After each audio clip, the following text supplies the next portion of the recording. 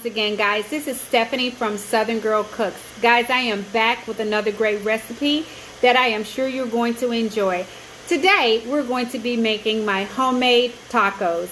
Guys, it's a special treat, so stay tuned. Let's get cooking. Guys, you know, all of us are kind of pressed for time, and so many of the videos that I'm going to be preparing for you are really going to be geared towards someone who's short on time but who wants a nice meal. And so today, guys, I am going to show you how I make my tacos, and they're not just any tacos, so please make sure you watch the entire video because I do my shells a little bit differently from what you might see if you just buy them off the shelf. So we're going to go ahead and get started.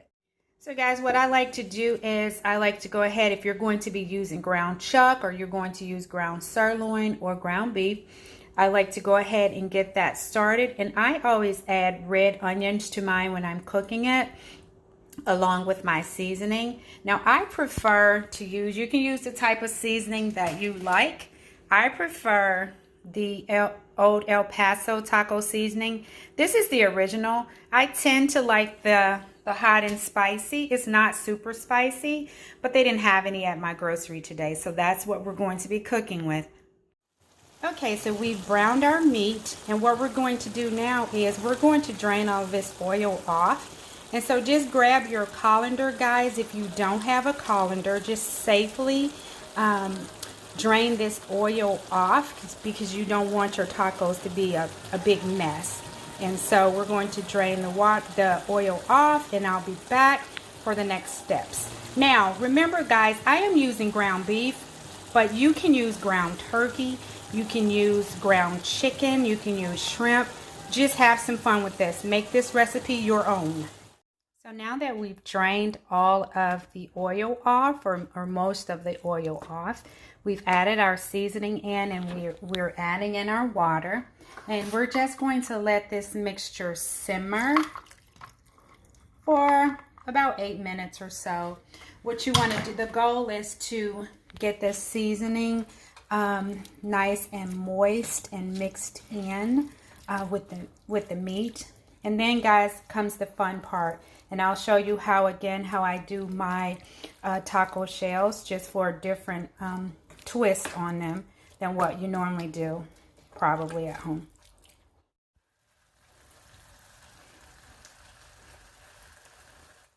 Okay guys, to prepare our taco shells, we're going to start with some flour tortillas. I like to do the medium size, and you'll see why once we put everything together.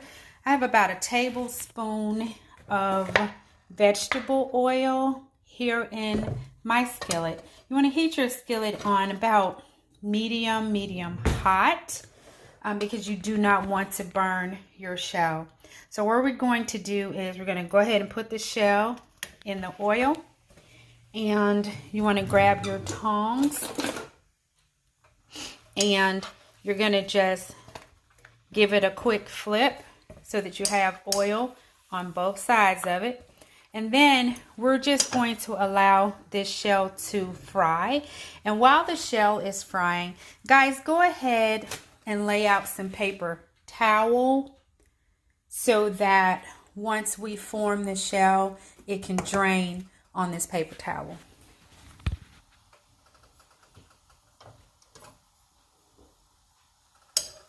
And what you'll start to see is that it'll start to brown. Now that's not actually browning right there. That was already there. But you'll probably be able to see from this angle that the shell is starting to poof up. You see the bumps there, the air bubbles, if you will. And just let it fry.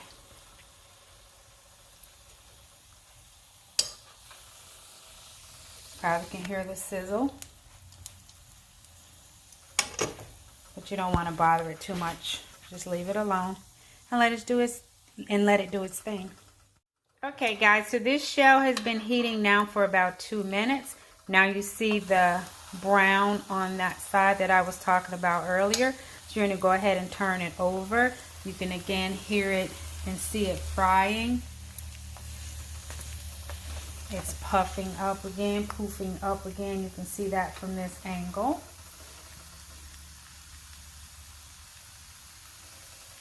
Guys, you have no idea how good this is going to be. It is so yummy. I can hardly wait.